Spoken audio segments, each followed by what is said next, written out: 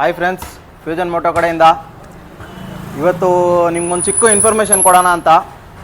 ಈ BS6 ಗಾಡಿ ಯಾಕೆ ಕಂಪ್ಲೀಟು ಗಾಡಿ ಒಂಥರ ಹಿಡ್ದು ಹೋಗಂಗೆ, ಒಂಥರ ಬ್ಲಾಕ್ ಆದಂಗೆ, ಏನೋ ಒಂಥರ ಟೈಟಾಗಿ ಹೊಡೆದಂಗೆ ಫೀಲ್ ಆಗುತ್ತೆ ಅಂದರೆ ಅದಕ್ಕೆ ರೀಸನ್ ಬಂದುಬಿಟ್ಟು ಮೈನು ಪೆಟ್ರೋಲ್ ಏನು ರೀಸನ್ ಅಂದರೆ ನೋಡಿ, ಪೆಟ್ರೋಲ್ ಫಿಲ್ಟ್ರ್ ಇದು ಫ್ಯೂಲ್ ಪಂಪ್ ಫಿಲ್ಟ್ರ್ ಇದು. ಈ ಫಿಲ್ಟ್ರಲ್ಲಿ ನಿಮಗೆ ಮಿನಿಮಮ್ ಅಂದ್ರೇನು ಒಂದು 2 ಲೀಟ್ರ್ ಪೆಟ್ರೋಲ್ ಇರಬೇಕು. ಅದನ್ನು ಮೈಂಟೈನ್ ಮಾಡೋದಕ್ಕೆ 2 ಲೀಟ್ರ್ ಪೆಟ್ರೋಲ್ ಇರಬೇಕು. ಆ ಪೆಟ್ರೋಲ್ ಇದ್ದರೆ ನಿಮಗೆ ಕರೆಕ್ಟಾಗಿ ಫ್ಯೂಲ್ ಪಂಪು ಕೆಲಸ ಮಾಡುತ್ತೆ. ಅದಕ್ಕಿಂತ ಕಡಿಮೆ ಪೆಟ್ರೋಲ್ ಇತ್ತು ಅಂದರೆ ನಿಮಗೆ ಪೆಟ್ರೋಲ್ ಇಲ್ದಿರೋ ಟೈಮಲ್ಲಿ ಖಾಲಿ ಪಂಪ್ ಓಡ್ತಾ ಇರುತ್ತೆ. ಪಂಪ್ ಓಡೋ ಟೈಮ್ ಏನಾಗುತ್ತೆ, ಪಂಪ್ ಹೋಗ್ಬಿಡುತ್ತೆ, ಇಲ್ಲಾಂದರೆ ಇಂಜೆಕ್ಟ್ರ್ ಹೋಗ್ಬಿಡುತ್ತೆ. ಫ್ರೆಂಡ್ಸ್, ಗಾಡಿ ನೀವು ಮೈಂಟೈನ್ ಮಾಡುವಾಗ ಎನಿ ಟೈಮು ಈ BS6 ಗಾಡಿವರೆಗೆ ಹೇಳ್ತಾ ಇದ್ದೀನಿ, FI ಗಾಡಿಗಳು ಹೇಳ್ತಾ ಇರೋದು 2 ಲೀಟ್ರ್ ಪೆಟ್ರೋಲ್ ಮೈಂಟೈನ್ ಮಾಡೇ.